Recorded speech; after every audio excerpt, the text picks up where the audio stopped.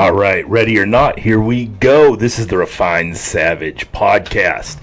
Okay, let's do some business here. Viking Coffee out of Bowling Green, Ohio. They is the best coffee you are ever going to try. I promise you that. They make our Refined Savage Old Man Strength coffee, and it will blow your adrenal glands out. It is some great stuff. Give Evan Armstrong a holler. Give him a shout out at VikingCoffeeCo.com and order yourself some Viking Coffee. Use Viking Coffee 10 at checkout for 10% off. Cerberus Strength. Who's up next? Cerberus Strength. Cerberus Strength has the best equipment out there if you're looking for supportive gear for Strongman or Highland Games, if you're looking for smelling salts, if you're looking for tacky, anything like that for your strength journey, Cerberus Strength has the solution. They are sponsoring some of the top athletes in Strongman, and it is about time we start seeing their gear on you Highland Games athletes out there. For you jiu-jitsu people and judo people and grapplers out there, their knee sleeves are awesome as well. I highly recommend them. Check them out. Use the code REFINEDSAVAGE10 at checkout for 10% off. I am getting people all over Warrior CBD. Warrior CBD is the best stuff I have used. You know, just when you talk about CBD oils, there's junk out there just like any other product, and I've used some junk products. Warrior CBD is the best stuff I have used. I hear people using other CBD oils for their dogs. They're not getting any benefits out of them because you're probably putting the equivalent of essential oils down their throat. Warrior CBD is different. The stuff really works. My mother uses it on her dogs during fireworks and thunderstorms, and it just calms these dogs down. And let me tell you, these two dogs are assholes. So works really well on them, works really well on me. I use the 1,000 milligram non-flavored stuff every night before bed, and I sleep like a baby. Use Warrior 20 off at checkout. I think their website is still not functioning correctly because they are trying to change distributors. So what I've been telling people to do is just get a hold of them on Instagram. Send them a direct message. It's quicker that way. And you can use Warrior 20 off right in the message to them, and they will actually help you. The owner of the company will get on there and talk to you and make sure you're getting the right stuff for you so you can ask questions and the whole 9 yards. So check them out on Instagram, Warrior CBD Official. Serious Steel. I just got a box of Serious Steel products that we're going to be giving out at our Highlander competition this year. So all you people who are procrastinating, still haven't signed up for Highlander, you need to get that on there. Serious Steel are the best people around. They are fantastic humans. Everything you could possibly need to outfit your home gym, your commercial gym, your CrossFit box, your school gym, whatever you need. They've got everything from kettlebells to the best bands in the industry to stone sleeves, which are my favorite product they put out there. Check them out and use the code SAVAGE at checkout for 10% off. Stay Classy Meats. I'm lamenting. I have 2 packages of meat left from my latest box from Stay Classy Meats. Man, I could not be happier with this product. These guys are shipping meat across the country 24/7, 365 right out of Bozeman, Montana. The meat is processed humanely. The animals are treated humanely. They know where these animals come from. They can go visit the farms. They're all from Montana. So you're not getting a cow from Iowa shipped to them and then shipped out to you. They know what these cows are eating. They know what these elk are eating. The buffalo, the bison steaks are the best in the world. I'm telling you right now. You got to give them a try. Stay Classy Meats. StayClassyMeats.com. Use the code SAVAGE at checkout for 10% off. Finally this week, Midwest Best Grooming. The best beard care products on the planet. Give them a holler. MWBGroomingCompany.com. MWBGroomingCo.com.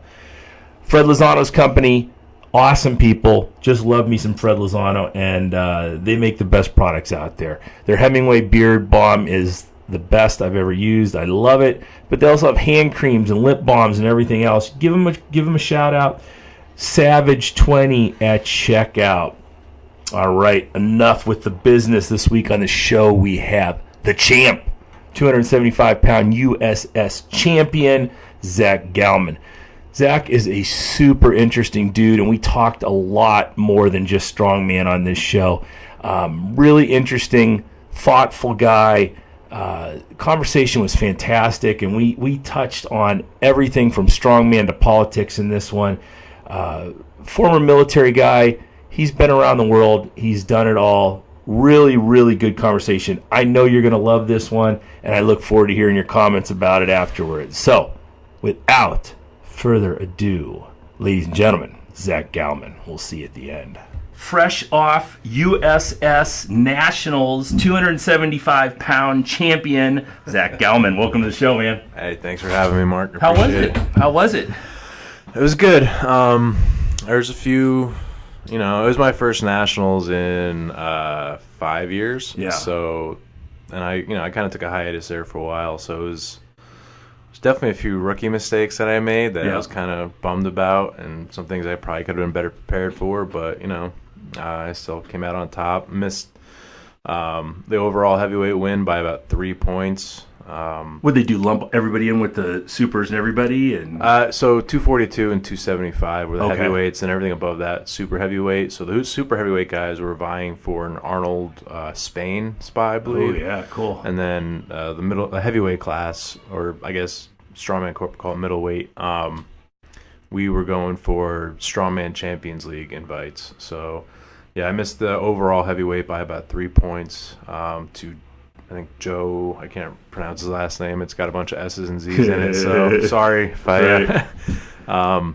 but yeah, he took it. He was a great athlete, so I don't feel that bad about losing to him. But what was it like with, what was it, 450 athletes there?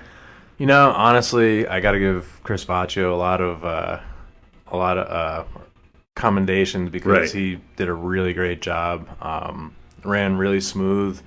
I really had no complaints. The only thing is I wish we got a little more warm-up time, but other than that, that's Strongman. I've been doing this 11 years. Yep. Like, you got to expect not to have a warm-up pretty much. So. Yeah, that was it was a shock to me, the first Nationals I did, where I was in Louisville, and there was like a bar with 135 on it, and everybody was warming up on the same bar. And it was just, that's Strongman. You have a 600-pound deadlift, get in there and deadlift 600 pounds. It's just the way Strongman seems to work.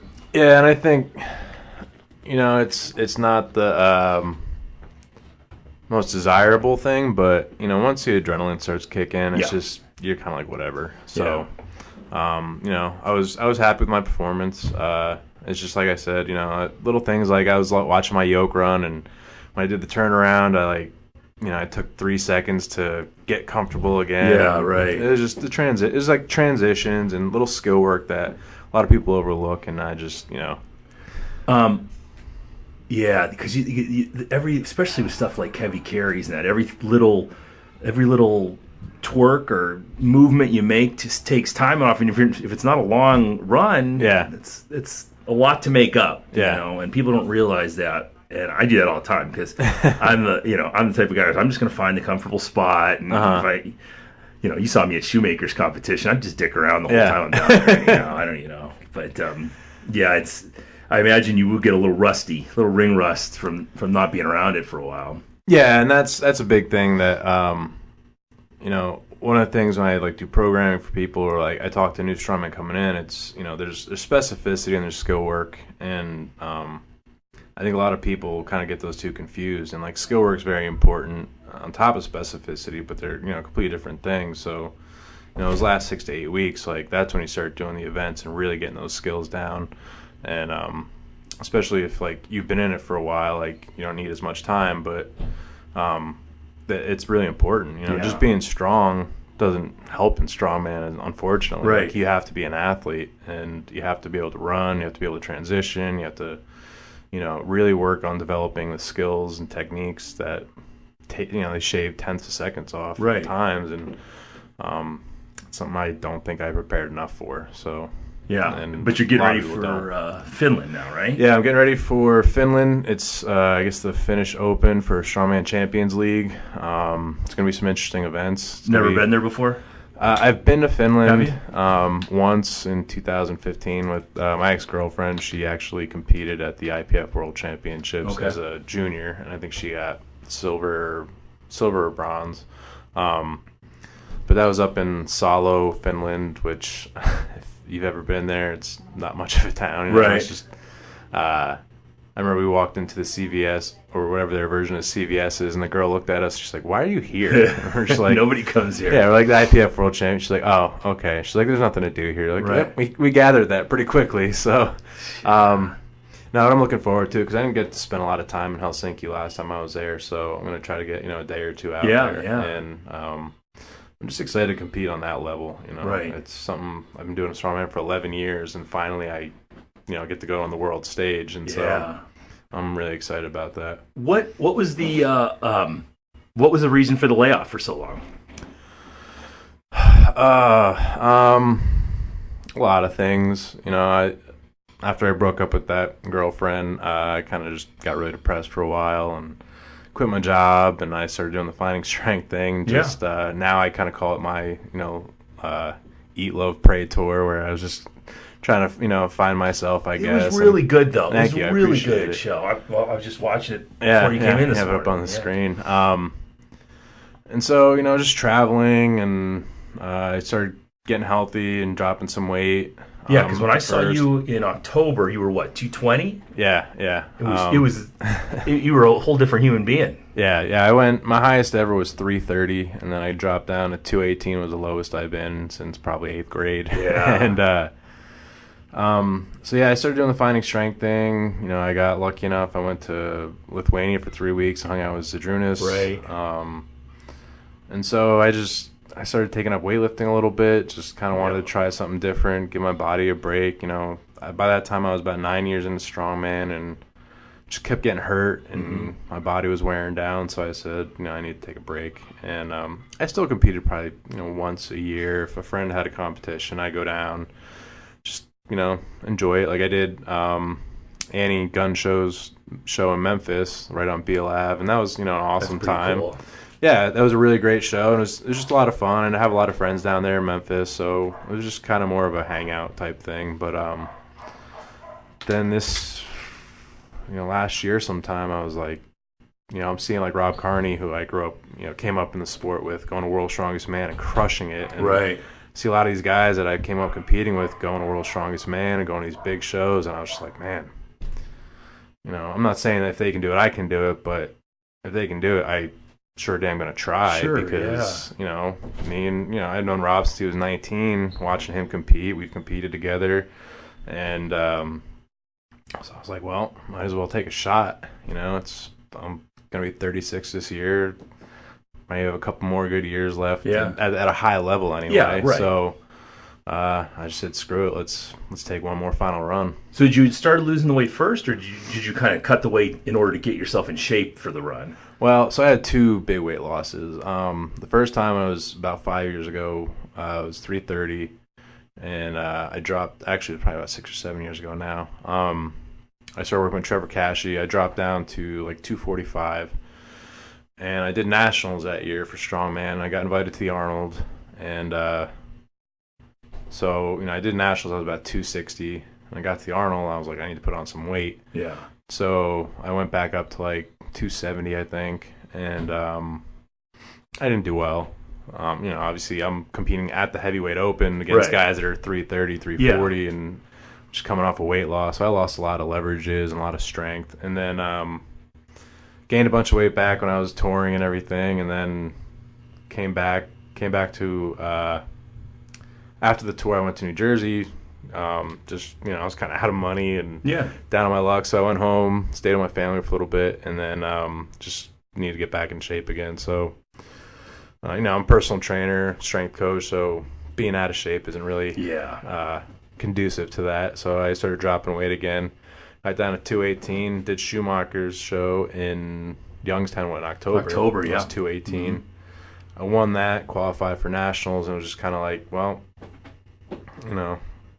USS is heading out a lot of great opportunities, and I don't want to waste it. So I'm just, I started putting on some size again, and now I was 256 this morning, and I feel good. I feel strong. You look a lot better. Like I was looking at one of your videos. I think it was with Elliot Hoos. Yeah, Elliot Hoos. You were huge, like gigantic, and I mean, now you look great at 250 or 260, whatever Thank you. you're at. And I think, you're probably smart enough now to put that weight on for a reason, not just to be huge. Yeah.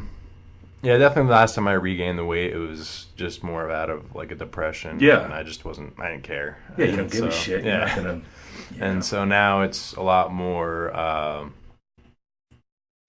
guided. Yeah. So I still track all my macros, and I still weigh myself every day and make sure I'm on the right path, and Keep yourself accountable. Yeah, and like my accountability for nationals was, no matter which weight class I go, I'm not going to go over 260. Mm-hmm. Now with going to Finland, I kind of bumped that back to 275, but as long as it's not sloppy. Yeah, right. So I'm still tracking everything, and that's kind of the difference now. Is I'm just way more dialed in. I think I'm a little more mature, and I'm just really excited to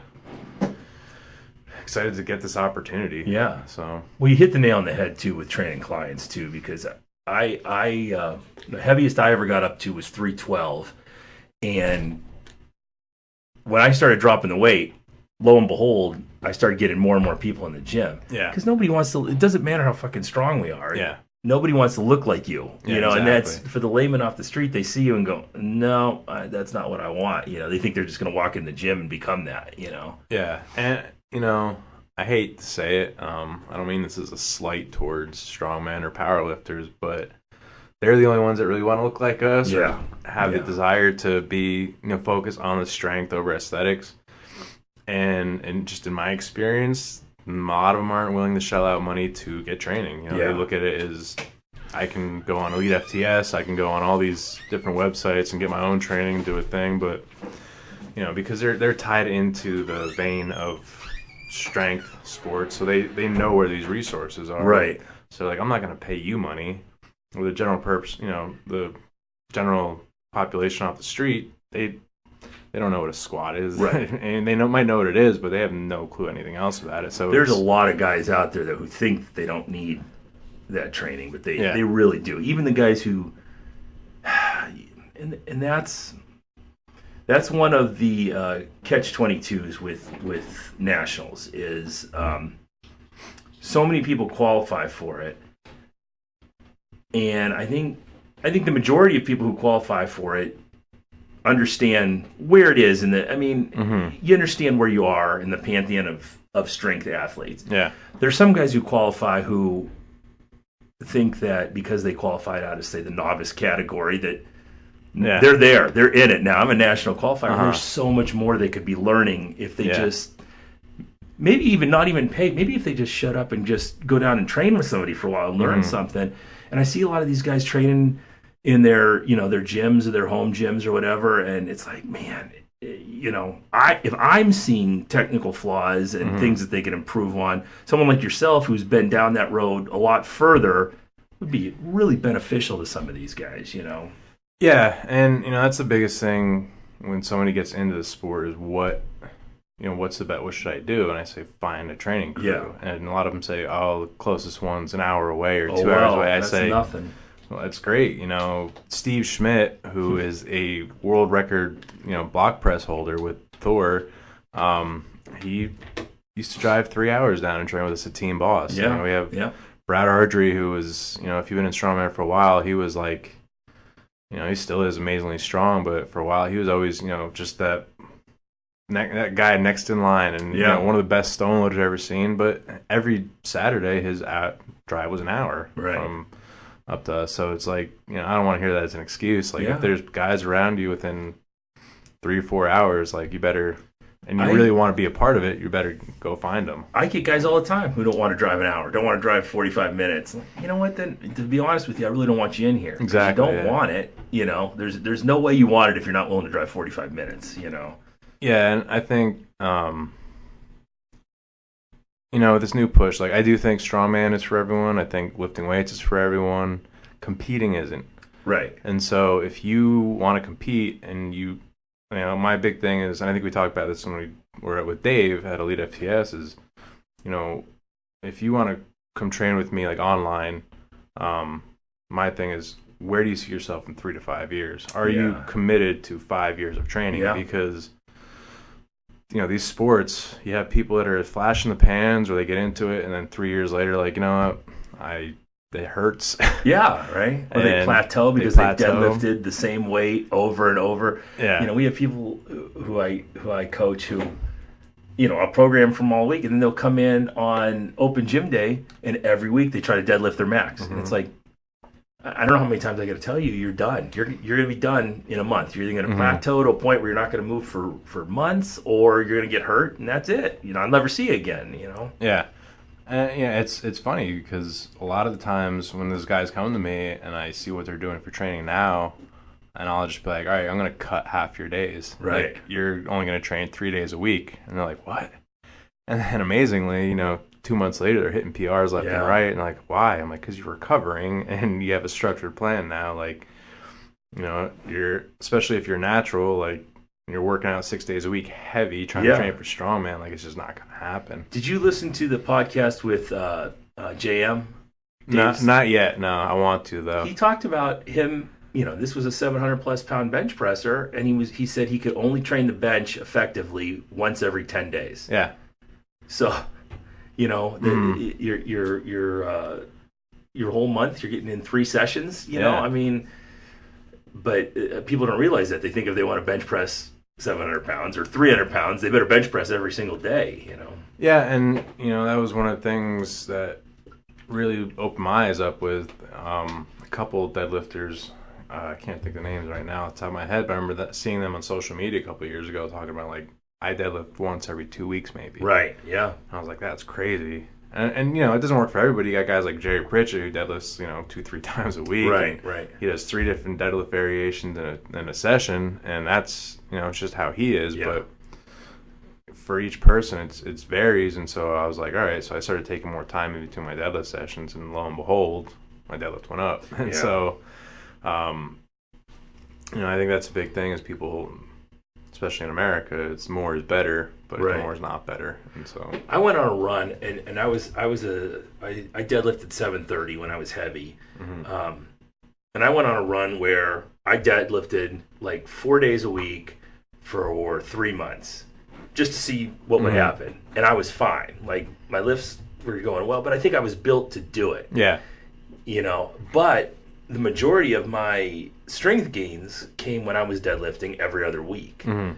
And, you know, so I would squat heavy this week and deadlift heavy the next week and just give yourself time to recover. I competed with Craig Smith out of Dayton, who might lift once a week. Yeah. You know, that's all he ever did. Dude was 700-pound deadlifter. He was doing Zerker squats with 600 pounds. And, I mean, he was a stud, but no one believed him. Yeah. You know? I would text him, hey, what are you doing today? Nothing. I'm just hanging out, watching Netflix, you know. He was just, that's the way he worked. But, you just got to figure out, you know, if you can find a coach like that, and you can, especially with the internet and everything, people are out there, and it's you got to put your ego aside and just put your goals and your future in the hands of somebody and just trust them for a while. Yeah.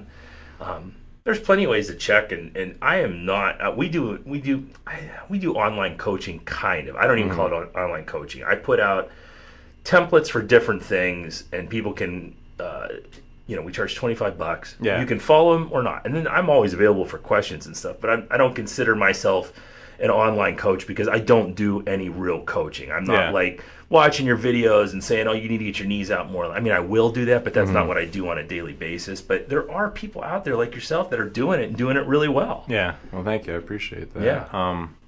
Yeah, and, you know, over the years, I guess when I first started doing online stuff, it was kind of take any, you know, all comers, and then I've gotten more selective.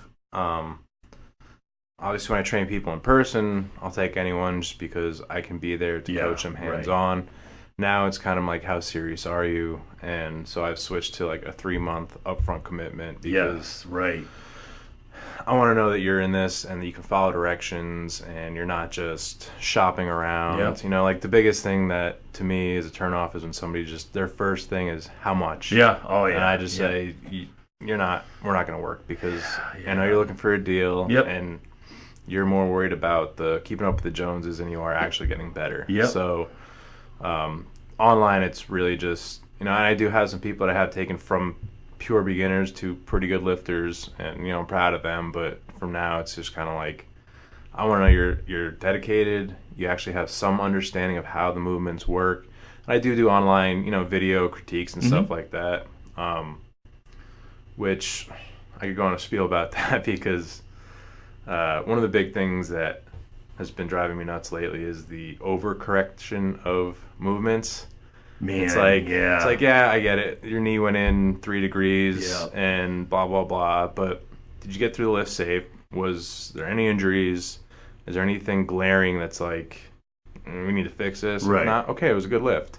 And, so there are some people that have to really overcorrect stuff, but other people, it's like, it was good. You hit the nail on the head with that, because you see that all the time, and I love it when you have the hot girl on Instagram and then someone's trying to give her technique advice, but I think a lot of that comes out of like the CrossFit mentality where maybe this lady who owns her own CrossFit gym does technically understand that your knee shouldn't go in that 3 degrees, but she's never had 500 pounds on her back. She doesn't understand how that works. I always tell people it's really hard. It's not impossible. It's really hard to coach someone to squat 600 pounds. If you've never squatted 600 pounds, you don't know what it feels like to have that crushing weight down on your back, and your shoulders starting to round forward, and any little miscue is going to screw you, and maybe you don't have to have your head in a certain position every time, or you don't have to have your elbows in the exact position every time. We're all built so much differently. It's hard to make a template for everybody to follow. Well, yeah, and if somebody's brand new, obviously movement is number one thing. And I always tell new clients, like, my main 3 prerogatives for, I guess prerogative's not the right word. My main 3 goals for you when you're starting with me is bracing, number 1, learn how to brace. 2, learn how to move your hips. And 3, learn how to control your scap. Yeah. Because once you get those 3 things down, everything else is pretty much just easy. Yeah. But then you get advanced lifters, like, I'm not going to sit here and try to correct Steve Goggins' squat, you know? Like, he had basically a good morning, but he's the first guy to squat 1,100 pounds, so I'm not going to be like, hey, Steve, you need to, bring your foot anteriorly to the right, blah, blah, blah. Like, it's just not going to happen. People do that with Sean Shoemaker all the time. Yeah. He's got that weird rounded back. Yeah. Who the fuck cares? That lifts 850 pounds, so it's like, let Sean do Sean. Yeah. That's how he works. Yeah, he made those compensations. And, you look at, I do like that the strength and PT field are kind of coming together, but there's also, I think it's gotten better over the past couple of years, but I remember coming up with a strength coach, like, you see PT's like, oh, well, this football player's ankles are tight. I'm like, yeah, because he's got a cut. He's got a juke. He's got it. And so if his ankles are loose or they're not tight, then that's a compensation he made for his sport. Everybody makes compensations for their sport. Yeah, and so that fascia gets tight there. Yeah, and so if it's not something that's causing further harm, then why try to correct it? Yeah. And so that's just kind of my beef with, I guess, the current Instagram trends and stuff is the overcorrection of stuff. But I think we need to kind of get back to more like pure strength type of stuff. And I listened to Ed Cohen and Kazmaier at Swiss this year talk about training, and they're correcting people. They're correcting people. Like, the people would come up to squat and they're correcting them, but it's hysterical how they're taking them out of all this shit you see online. Like, every CrossFit-y type girl who would get up there has her head looking down, and Cohen was like, "Why are you looking down? What are you doing? Why are you doing that?" Well, I saw so and so. No. I want your head up. I want you to squat between your knees. I want you to open your taint. He would say, and but that's always that trend, is all these people looking at their own dick when they're squatting. Yeah. I have a head down position, but that's because that's how I do everything. But these people, you can tell, are in this forced head down, looking at the floor position. He was driving him nuts. But I think again, you're trying to put people in templates, and that's how you have to do it every time. And the more, excuse me, the more people we have on Instagram talking about this that aren't exactly qualified to do it, the worse off we're going to be.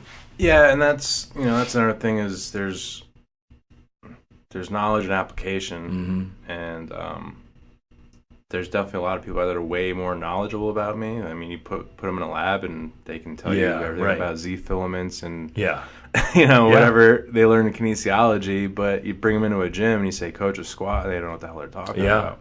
And so you have guys like Ed Cohen and Kazmaier who've been in the trenches for so many years. Like they can look at a squat and say, "Yeah, that's wrong. This is right." Whereas the guy who's applied kinesiology is like, well, they start going into these angles and your head, if it's this way, it turns off this muscle, and it's like, oh, okay, just get in the squat. It's there's so many people who don't, and I'm not a big fan of the phrase, but there's so many people who don't stay in their lanes. Yeah. So no one's ever going to come in my gym and I'm going to do scraping on them or fascial release or any kind of. I'm not.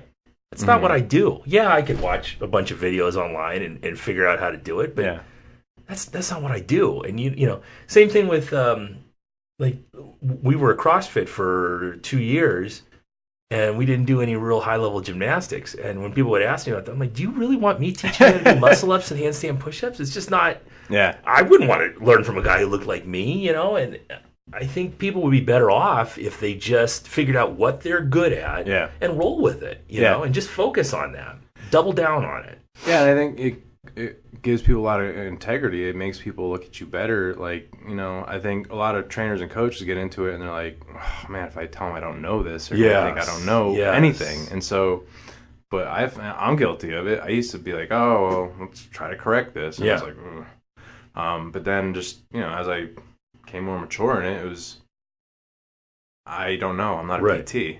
I'm a strength coach. Yep. So I can get you strong, and I can do it safely. I can strengthen areas once the PT gives you a diagnosis, but I can't diagnose. I can't correct. So go see a PT. And people are like, all right, that makes sense. Thank you. They're not like, oh, you don't know what you're talking about. They know that this is your subject matter area of expertise.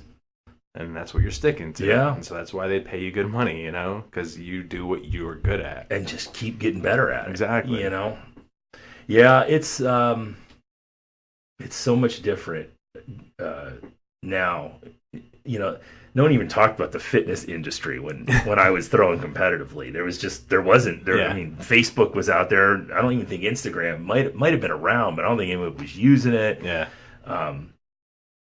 And there's just so many personalities now, and it's hard to figure out who's the real deal and who isn't. And I saw some girl in my Instagram. You go to the search and pulls up things that you might be interested. There's some super hot girl doing like 45-degree back extensions with the camera facing right directly at her ass while she's doing it. Yeah.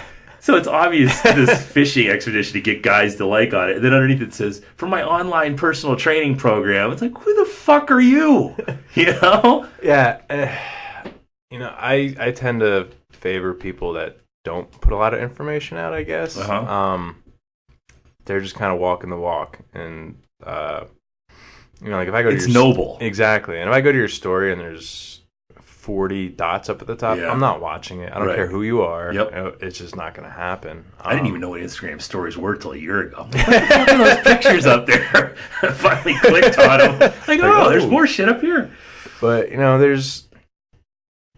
have to keep a good balance of your personal and, that was one of the things I came on Team Elite FTS was that Dave told me. He's like, just don't make it all about Elite FTS. Don't make it all about, nobody cares that much that if you're posting nothing but your sponsors and nothing but motivational shit, eventually people are gonna be like, this is annoying. Who are you? Right. And so that's what I try to do. I respect people that they're real and they post stuff out there that isn't just fitness related. Right. It gets old. And you look at someone like Chuck Vogelpohl, who even knows if he has a fucking computer or not. He probably lives in a cave with skulls and shit, And I'm sure I'm sure a lot of the young people coming up have no idea who the fuck he is. Yeah. And then you catch a YouTube video of him that somebody else took, and you're like, what the fuck is this monster? Oh yeah. And there's a guy, I mean, he's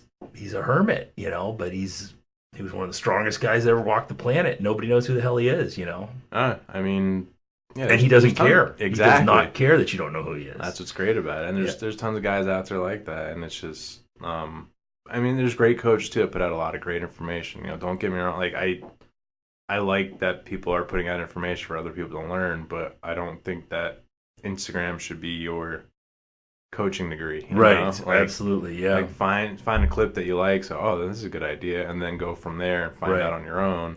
But if you're relying on all these people that are just trying to make money off of you, or just trying to get a bigger following by putting out the same regurgitated nonsense, like I don't know how many motivational quotes are actually out there, but I'm pretty sure it's about 9 or 10 just reworded 30 different ways. And then they put a picture of Tom Hardy behind it or something. You know? Or I love Afro Brutality's way. They just throw a bunch of swears in. I'm already made up motivational quote, and everybody's like, this is awesome. Like, yeah, you threw fucking a quote I heard 30 years ago. Right, so whatever. But hey, it's working for him, so I can't knock him. But it's just it's landmines. There's a lot of landmines out there that you have to negotiate. You know, speaking of Elite Fitness, Dave was the OG of this shit, but you know, ever since the inception, they've been putting out stuff for free. Yeah. I mean, that's how I learned so much, was just going on the forums and reading what these guys had to say. And Jim Wendler asking the same fucking question over and over and over again from people who wanted to know if they could, you know, put in, kettlebell push presses in instead of military presses. He'd just be like, no, do the military presses. You know, it was always these same asshole questions.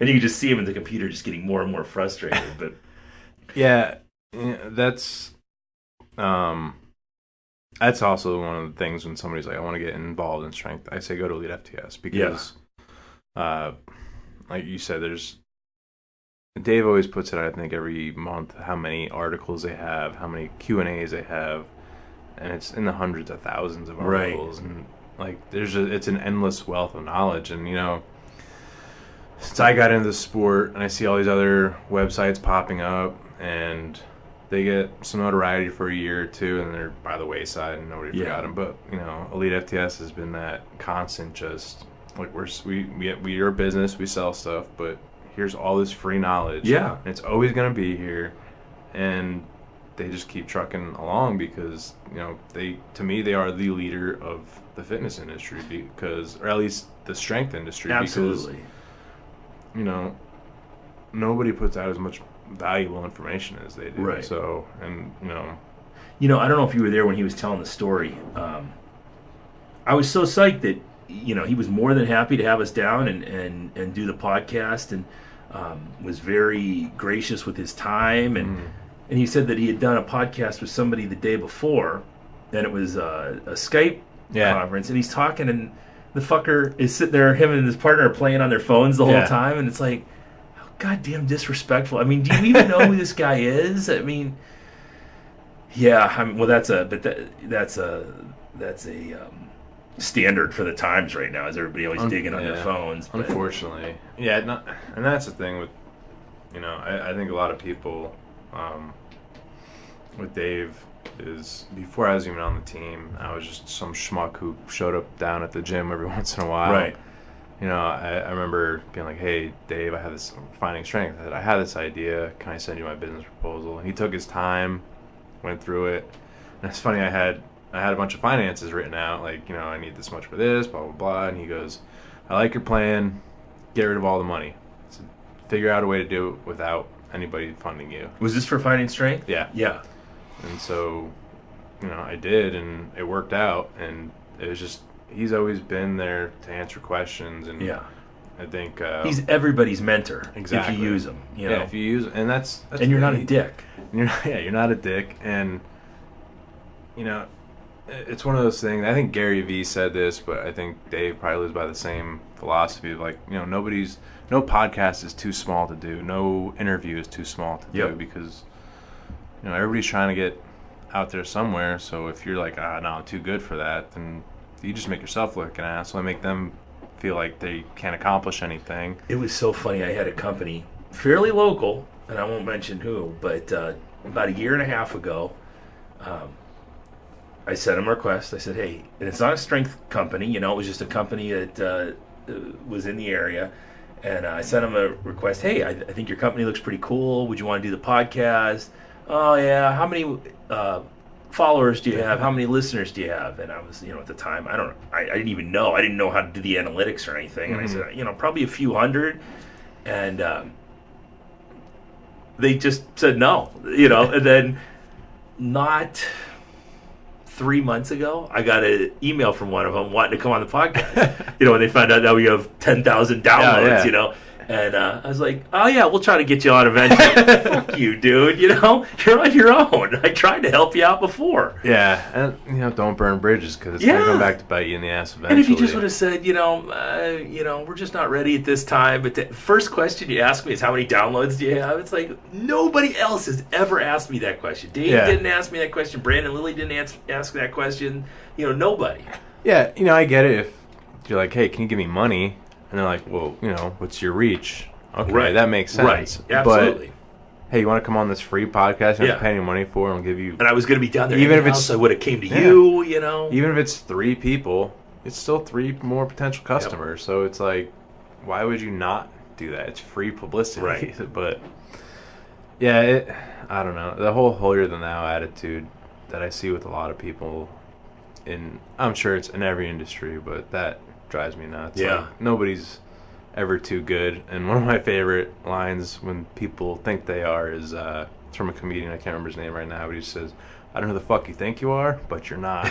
And so that's just kind of my attitude. Yeah. And that's what I try to think of myself is I'm not anybody. And it's still weird as hell when people tell me like, oh, you're an inspiration. I'm like, dude, maybe in strength, but come look at the rest of my life. you will not be inspired. Like, I look at you with, your wife and kids and house, and I'm like, yeah, that's more inspiring to me than being able to deadlift a lot of weight. So, I guess the grass is always greener, but it is. What? How do you see? How do you see the next 5 years? What do you see yourself doing?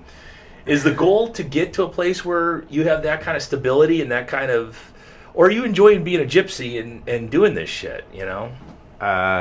Honestly, yeah, I enjoy just being a gypsy. Yeah.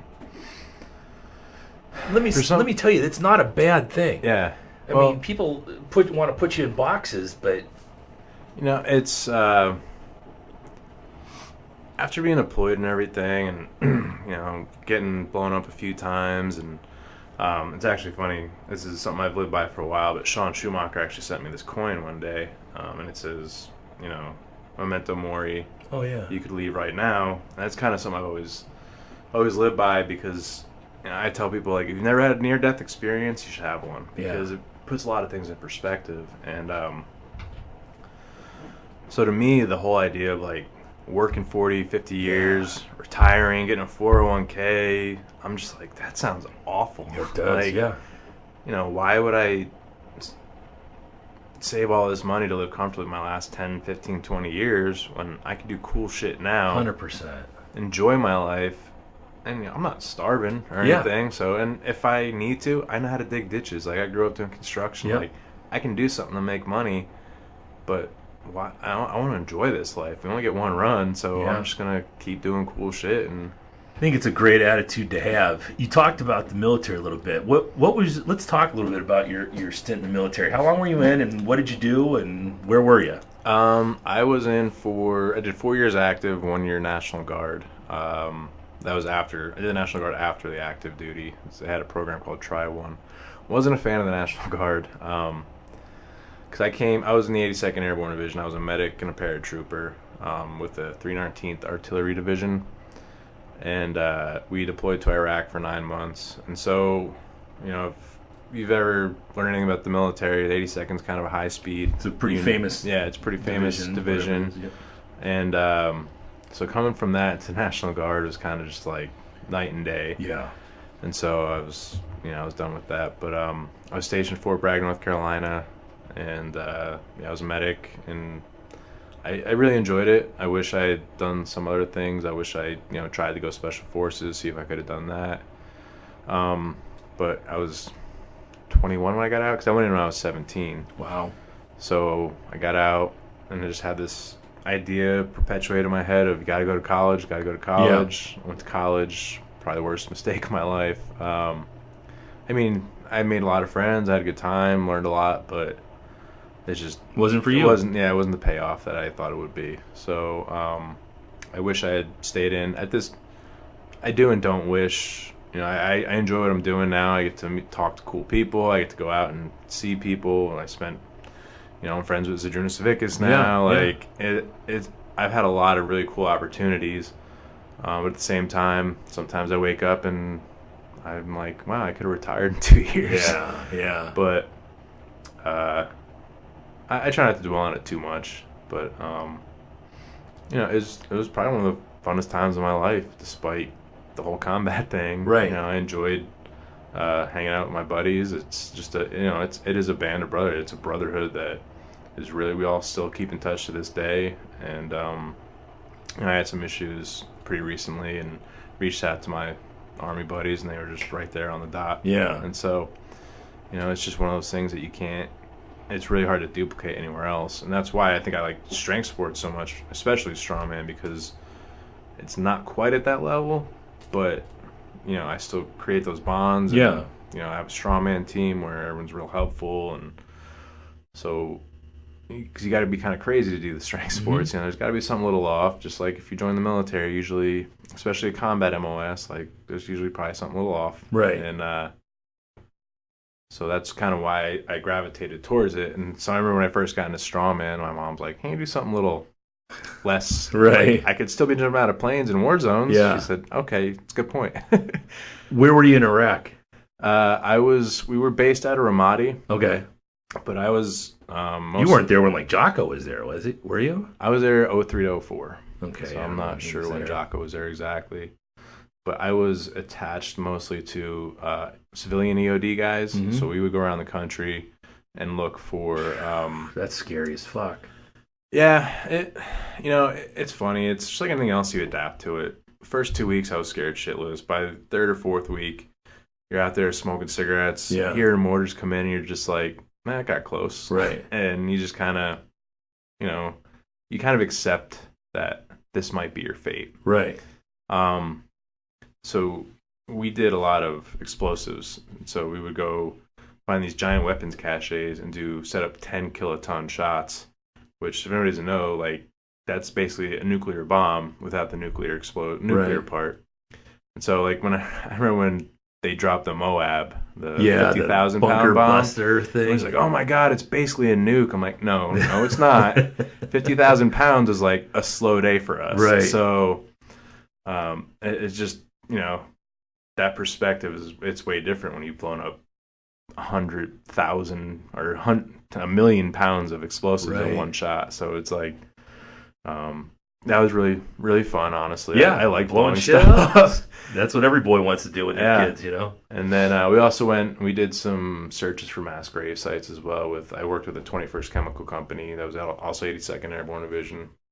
We just I think we went to Kirkuk and to Crete, and we would just kind of go in searching for any signs of mass grave sites, and never found any, thankfully. Yeah. But, it was mostly just blowing stuff up. I just started reading a book called Outlaw Platoon. I think that was 82nd Airborne too. I don't know. Do you know what their job was? They were in Afghanistan, Forward Operating Base in Afghanistan. Okay, were they LURS, maybe long range? I literally just started the book this morning. Yeah, let me know how that is. Because there are elements there's LURS in the Army, which is long range surveillance, and those guys are a little more high speed. Yeah. Same with any of the infantry cav and stuff. They're gonna be doing some cool shit. I was attached to artillery. I wasn't banging down doors left and right, but yeah. You said you had a near-death experience over there? We hit a lot of IEDs, yeah, definitely. And then the biggest one was we were driving from Ramadi to Fallujah, and we're going down the highway, and 5 IEDs went off. Luckily, they were buried too deep in the ground. They were 155 millimeter mortars, daisy chains, and they blew up. So I was a passenger in a LMTV or deuce and a half, big truck. We had one behind us. That one flipped over. All of our windows were blown out. There was holes in the door. I had a piece of shrapnel like 1.5 feet long and probably weighed about 20 pounds that was like sitting next to my feet. And I tried to bring it home, but I couldn't. But that would have been a nice reminder. I would have hung that over my bedroom door or something. I kept it in my next to my bed the entire time I was in Iraq. Yeah. And what'd they do? They just wouldn't let you bring it home? Yeah, no. When you redeploy back to America, like they have customs agents, MPs, and stuff. They go through everything. Yeah. Like I had a buddy who got caught with some blasting caps, and he had Article 15, 45 days, and so. I lost track of thought where I was going with that. The IED with the IED. And so it was that. I mean, that was just one of, I think in total, when I was there, we hit about 23 IEDs. Wow. So, you take mortar rounds every once in a while. Luckily, they were pretty terrible at shooting because they would shoot and move. So they'd be in the back of a pickup truck, drop a mortar down the tube, and then just take off because they knew as soon as that first one shot, we were sending a QRF out, and we were gonna hunt them down. So my brother was in Kabul, and he was in the Coast Guard, and their job was to make sure that everything they were packing up to send home was okay. And he said it was almost like an episode of MASH, where every night at a certain time they would fire rockets or mortars at you, so they would all just put their helmets on and go into the bunkers, and then when it was over, that was fine, So for us, it's during Ramadan. So what happens is they fast all day, so they don't do any fighting all day.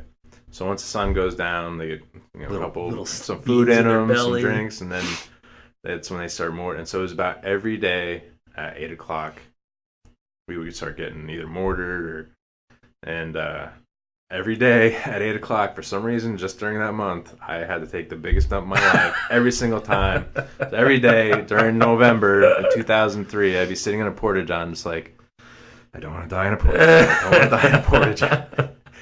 But, so it was only that month, though. Then after that, it just became kind of more sporadic. Right.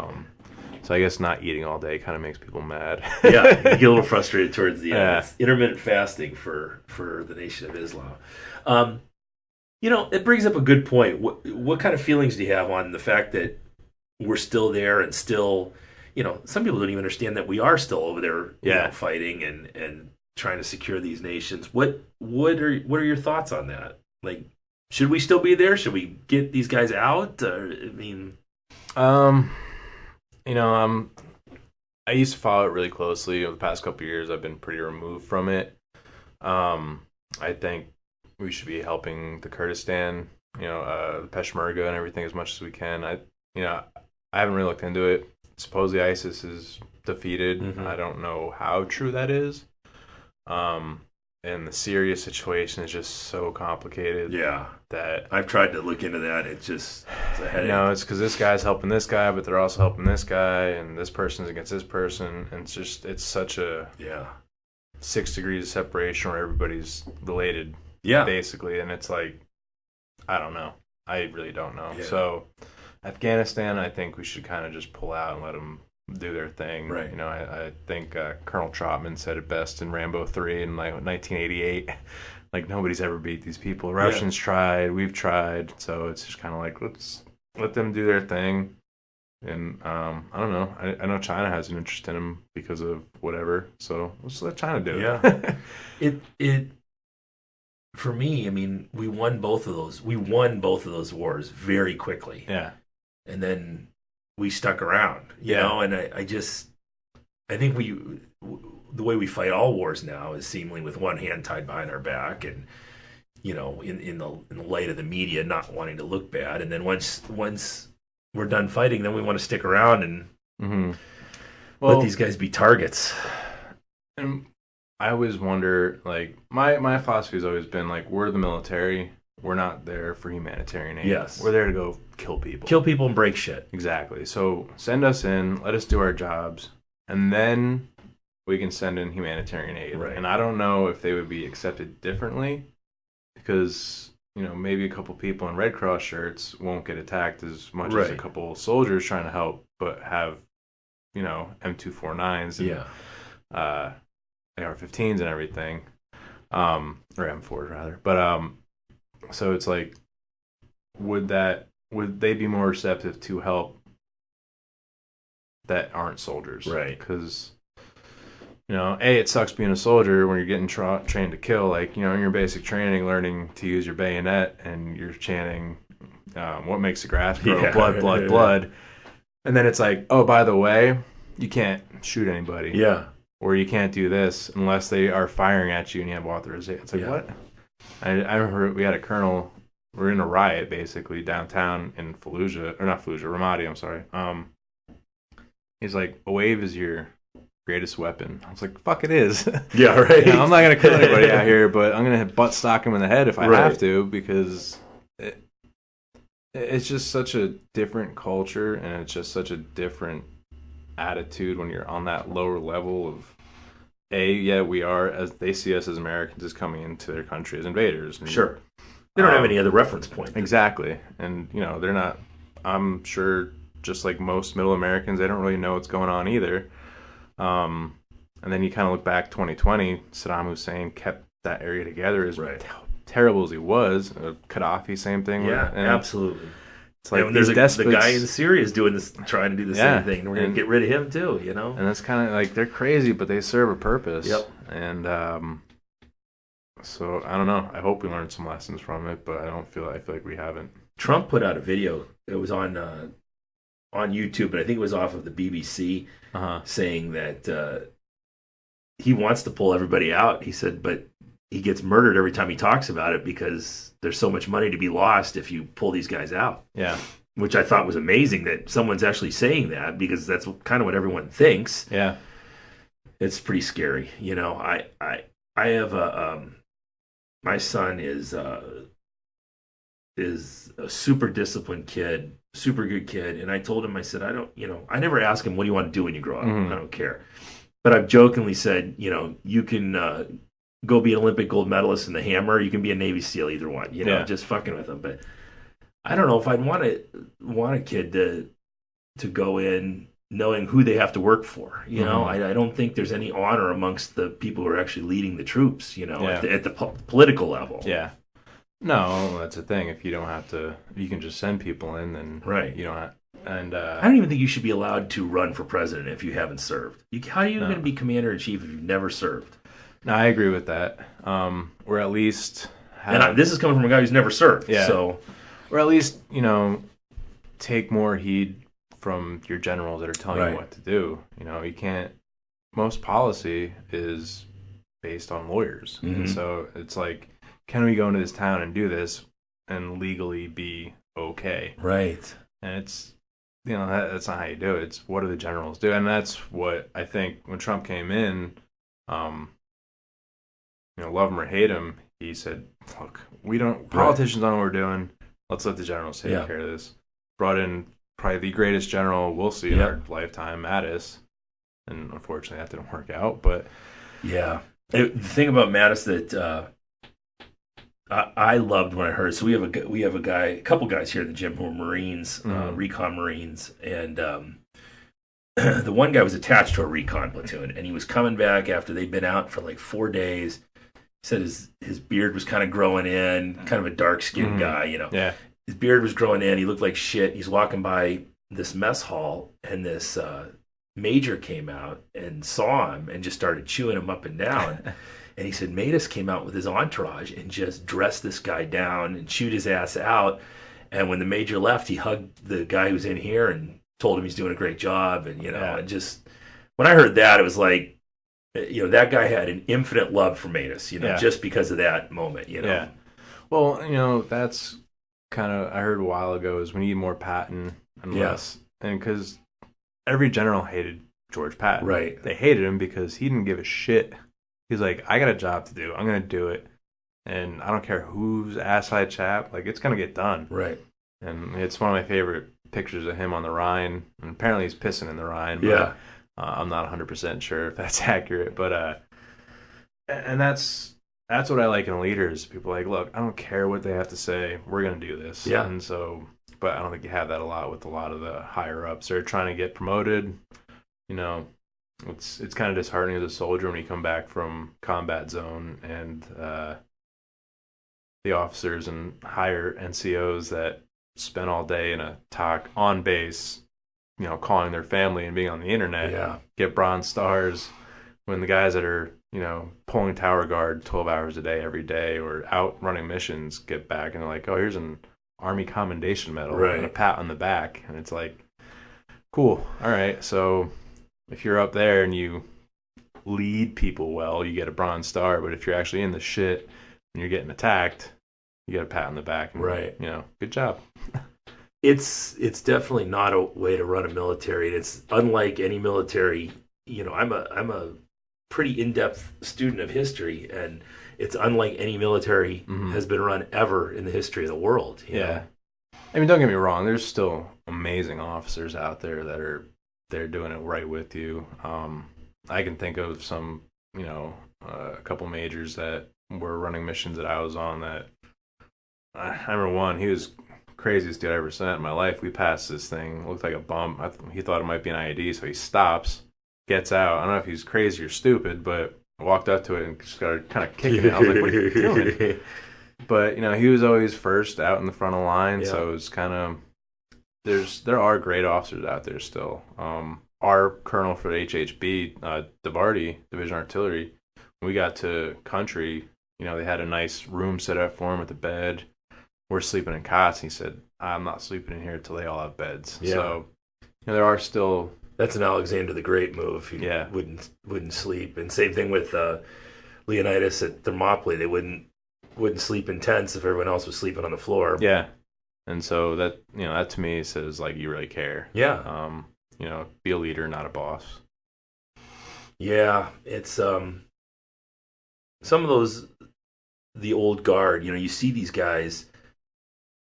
You know, we'll see him around town or something. Some older guy with a,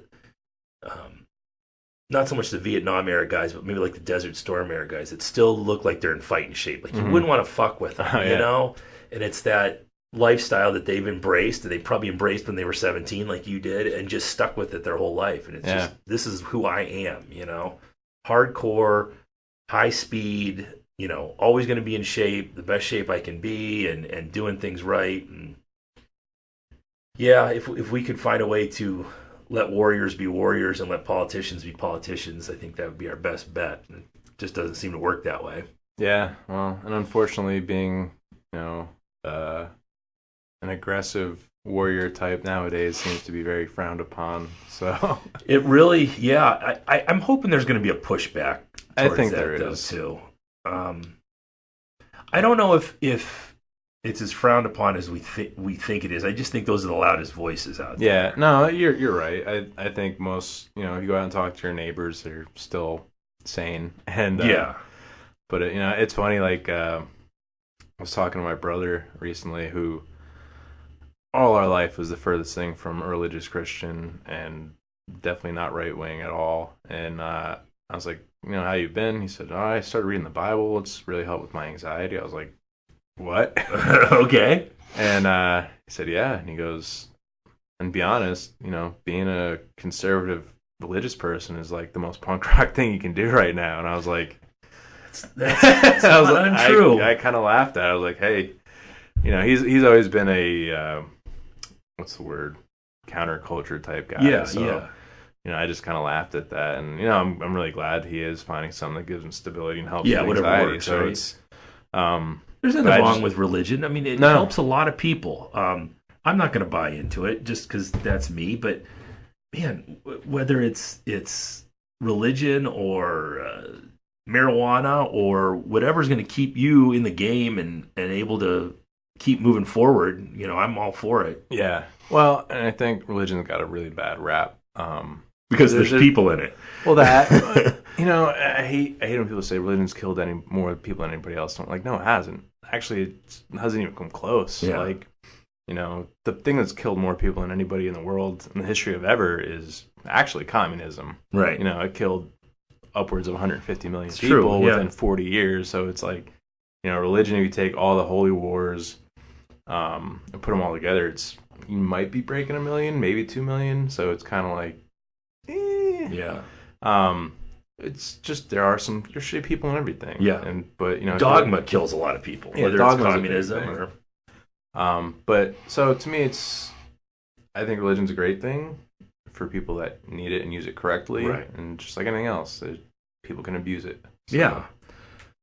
You know, for every Catholic priest scandal out there, you have, you know, thousands of people who are working in their communities. Yeah. I've got some crazy broad in this gym who's going to South Africa with like 5 or 6 other people to do like mission type work. And I said, have you seen any fucking war movies in the last 10 years? That's how everyone ends up getting fucking killed. Then they got to send in Navy SEALs to go in and search for you. And I said, look, people don't have time for that shit. You just shouldn't go, you know? Yeah. So I was sent an article because Michael Bisping just got robbed in South Africa. Right. And I'm like, they're going to rob Michael Bisping. What do you think they're going to fucking do to you?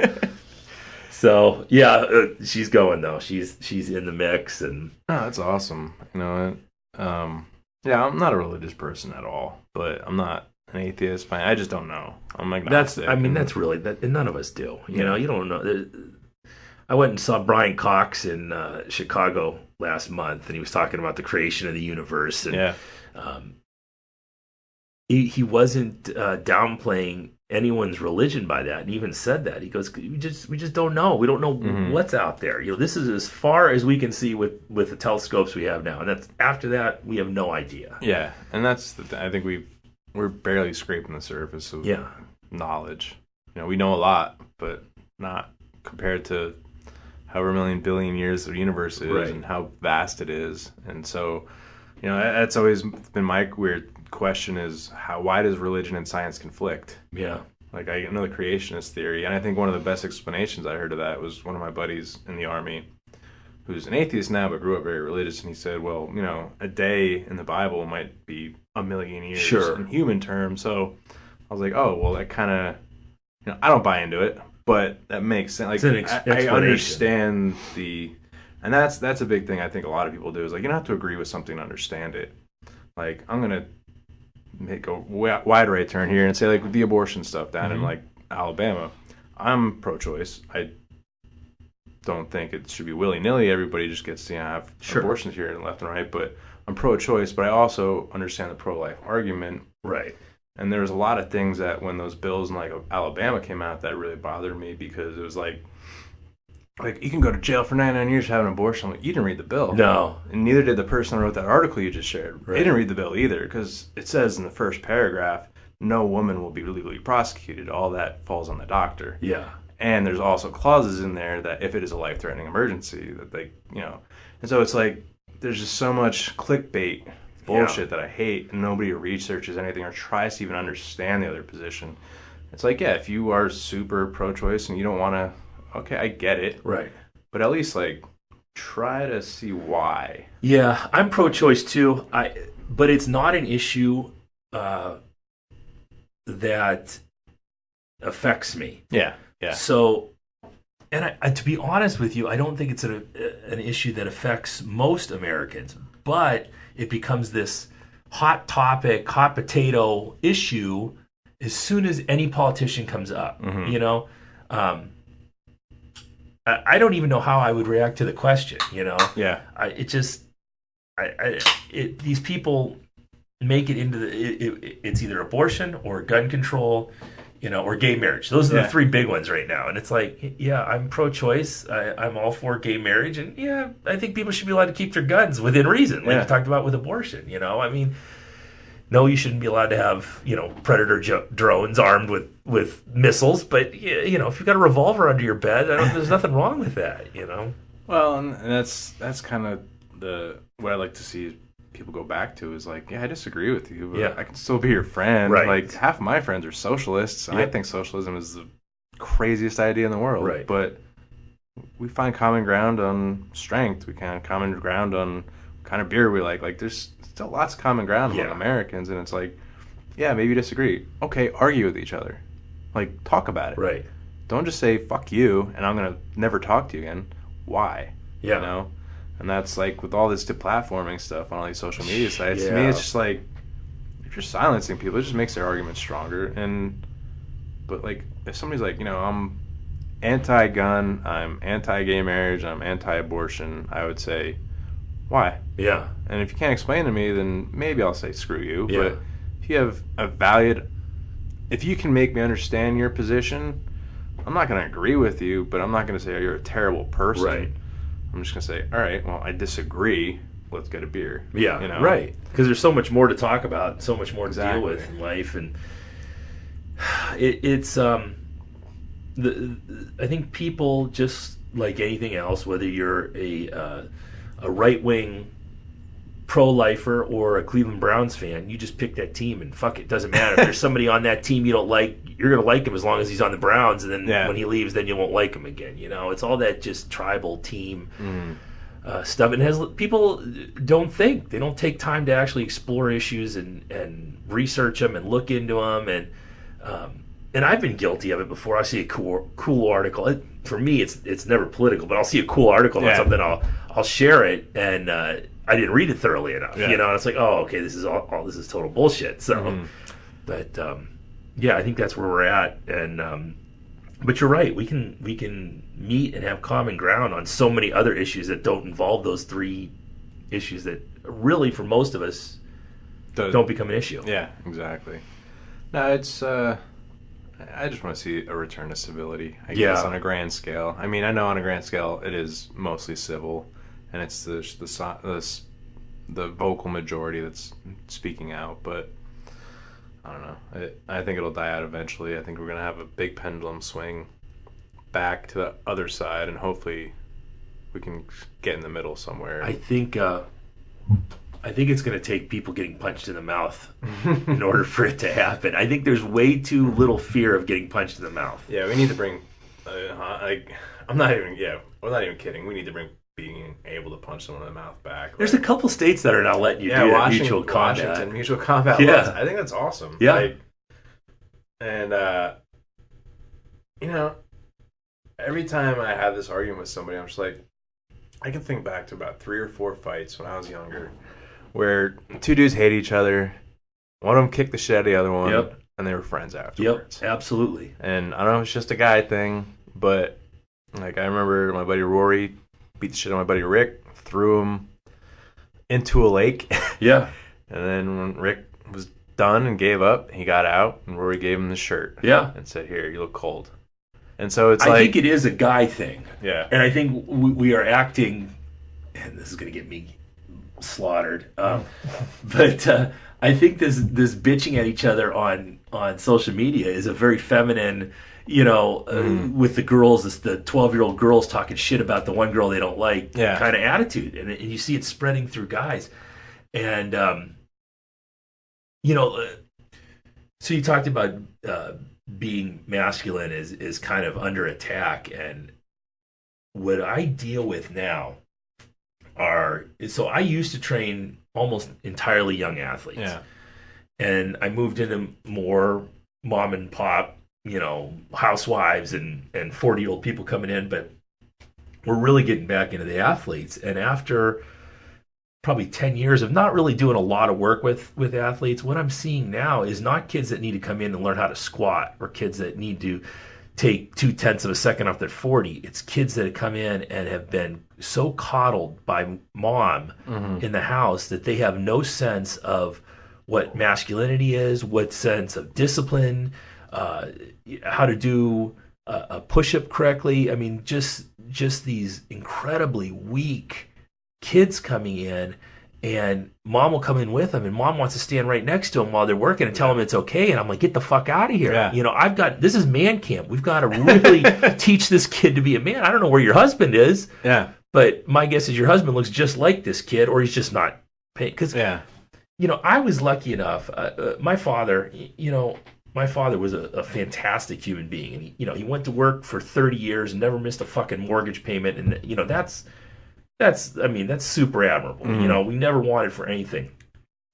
But, my mother had this brother, Uncle Butch, who was this old school bodybuilder in like the 50s, Yeah. you know, and he was just jacked to the tits and bald head. And, you know, that's who I wanted to be growing up was Yeah. Uncle Butch. I didn't quite understand my dad, that it was heroic in itself.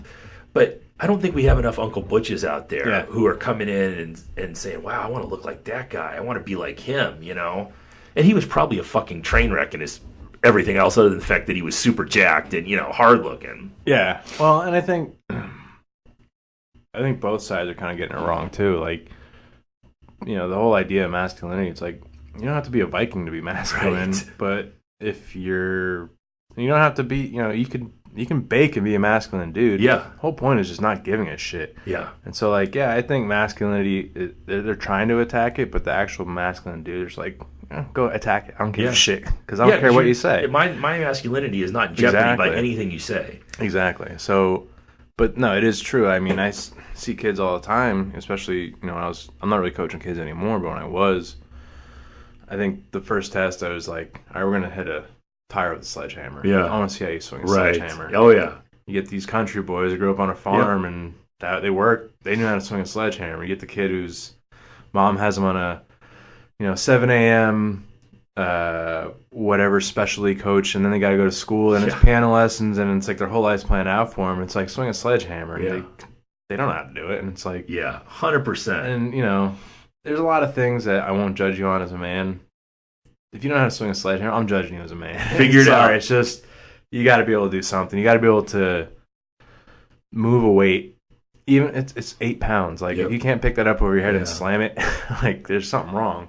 There's a, and I really embrace it through this podcast and through the I don't know, fucking say brand, whatever it is, that dichotomy of being fit and healthy and strong and being well-read and respectful and knowledgeable about things and putting those two together. And I want to spread that to more people that, you know, there's so much more to life than lifting weights, but there's also so much more to life than reading books and you know, go out and you know, read as much as you can and train as hard as you can and then go out and travel and see the world and meet people and have conversations and have good food and smoke good cigars and you know, all that stuff is important. You know, you don't want to be one-sided or the other.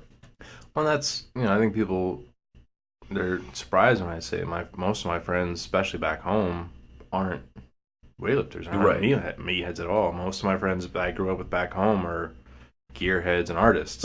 Yeah. And so, like, they're turning wrenches or drawing or, you know, whatever, and, you know, snowboarders and stuff. But then I do have friends in Columbus, you know, and around that are obviously meatheads, but like my really close friends have no interest in it. That, you know, the ones that I'm texting if something goes wrong. And so it's like you can delve into something completely, but still have people around you that aren't into it. Sure, and, you know, you can strike that balance of interest. Like, you know, like you said, you're willing. I was a history major. Yeah. Everybody's like, oh, did you go to school for exercise? I'm like, no, I went to school for history. And I love history. I love reading about history. And, yeah, you can't just be one thing. And trying to exude toughness just to me is like, you're insecure as shit. Right.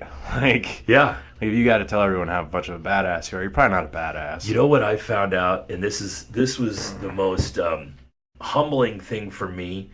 You know, I was a bouncer for years. I was a corrections officer for 20 years. And I learned in February I didn't know how to fight. Yeah. Because I went into the first jiu-jitsu class and got fucking torqued up by a 160-pound dude, you know? I was like, oh, okay, there's a whole nother world here that I need to learn about. And then I just got super fucking addicted to it, you know, because that's the way I am. But I love these guys online that are going to their Muay Thai coach and kicking bags and shit. I'm like, looking at them like, I don't know, doing that once a month ain't going to help you. Yeah. You know? Well, it's funny, one of my clients now, he's a police officer, but he's also a black belt in jiu-jitsu, black belt in kickboxing, used to fight MMA. Yeah. Very unassuming. I mean, he's a bigger dude, like, but like, he's even said to me, like, he'll be out and he'll, you know, people won't mess with him because he's just like, I'm just not assuming enough looking. Right.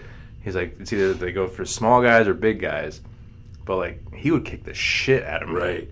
And I know that, like, probably every person in our gym.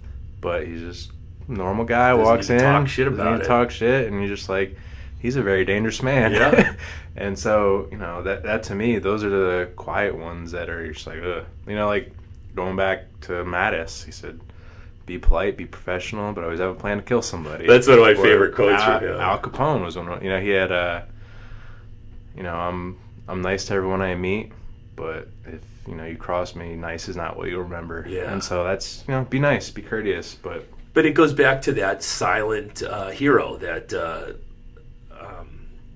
those guys in the old westerns that had to be dragged back into the fight. They weren't looking for trouble. They were happy being on their farm with their wife and their kids, and something happened, and they have to come back and drag them back into that lifestyle. It's the reluctant hero that you want to be. You know? Not the guy who's in the bar telling everyone he's an MMA fighter because he's taken a couple classes. And what's great about jiu-jitsu is it's so fucking humbling, and there's always people that are way better than you. So no matter how good you get, you're always getting torqued up. We just had Kyle Cannell in here, who he was second place in NCAAs in Division I wrestling from Kent State this year. And I talked him into coming to he's been doing jiu-jitsu a little bit. And I talked him into coming to our Thursday class this week. And if he comes in, man, I'm looking forward to it. I'm going to get torqued up, but you're wrestling with this guy who's a fucking super athlete, Exactly. Yeah, and that's... You should always be doing something that'll humble you, I think. Yeah, that's kind of my next step is I want to get into jiu-jitsu eventually. Yeah. I'm lucky enough, Vitor Oliveira, who's at one point was ranked like the 6th best black belt in the world, all weight classes, all up and down. He's right in Columbus, and he owns a gym called Ronin. And so it's like... I'll write that down. Yeah, so it's like, I have that guy at my disposal. If I want to go say, hey, Vitor, I want to come train with you, pay him and teach me how to be really good at jiu-jitsu. Yeah, right. So, but I know going into it, like, I'm going to get choked out a lot. Yeah. Like, I'm 260 pounds, strong guy. I'm going to get choked out. Yep. Probably by somebody who's a lot lighter than me. And I went in the first day, Ulrich, who's the black belt that was instructed, it's time to roll. And he's just sitting there Indian style in the middle of the floor. And he just gave me the fingers like, come here. I was like, all right, so this guy's not very big, and I'm thinking to myself, you just got to stay out. I've watched UFC. I know how to stay out. Fuck. Within minutes, he had me in, not even minutes, I don't think, he had me choking, and it was just, he would let me go and then choke me again. And he loves it because I'm big, so he's always fucking with me. And he's, no, you can't bench press this, can you? And it's, I went through Pro Highland Games. You're not going to get in my head, but he has a good time fucking with me, and I just smile, thank him afterwards, But it's super humbling. You're right. I think it's important that we do humbling things often and learn new shit. Mm-hmm. Yeah. So what do you got going this weekend? Anything else going on, or? No, right now I'm just trying to kind of took this week. I did a little bit of lifting after Nationals last weekend, so just kind of rest the rest of the week and then start getting ready. Got to do programming for my online clients. Yeah. Start doing my own programming for. When's Finland? It's August 23rd and 24th. Coming up fast, yeah, man. So it's also my birthday weekend, so I'll be Nice. 36 that weekend, and which is it's funny to me that like I'm kind of the old veteran guy and having a strongman. Yeah. So that's weird to me, but so yeah, no, just I don't do a lot, Right. I know it's pretty boring. Honestly, like people are like, "Oh, you do this cool shit." I'm like, Hey, you lift a lot of weights and you're a deep thinker. What more can you want? It's. I have had a lot of, it's funny. Even with the finding strength thing, I was driving around, meeting cool people. Yeah. It's like, oh man, that must have been so awesome. I'm like, yeah, it was great. I enjoyed the time and speaking to people, meeting people, but like it was go to a gym, shoot, go to my hotel, edit, go to Target. Yeah. Come back, and then drive. Like, that's what I did for 6 weeks. I didn't really see anything. I met people, trained with them, hung out, but then it was no sightseeing. There was no going out. It was work, travel. Yeah. So, and that's the thing, I think, especially with social media, everybody thinks, oh, these glamorous lives. It's like, not really. Like, Yeah, everyone puts on their best personal light, whatever they, all the good stuff. Nobody's sharing, the shit that happens when you're in a fight with your wife or your, kids being a jerk. No one sees that stuff. Yeah. Yeah. Well, man, I wish you luck. I'm psyched for you. I can tell that there's a increased fire. You're ready to go. You're Thanks, psyched about Finland. And if people want to get a hold of you for online coaching, where do they go? Honestly, the best one would just be my Instagram, zgalls, ZGALLS. Yeah, slide in my DMs. Go ahead, say that again. I interrupted. It's ZGALLS, zgalls. It's really simple. Yeah. Or you can email me at zachgallman@gmail.com, but most people spell my name wrong anyway. So just go find me on Instagram, slide in my DMs, or I'd eat it on Instagram as well. That's right. Yeah. I mean, we should probably do a episode. Absolutely. That's just a dumb thing that I like to do, where I just eat food with people for 60 seconds, and it's really awkward. But other than that, just Instagram is probably the best way. I don't really check Facebook Messenger too much. So that or email. All right, cool. Well, thanks for coming on the show, and we will definitely get together and do this again. And this has been the Refined Savage. See ya. Awesome. Thanks, Mark.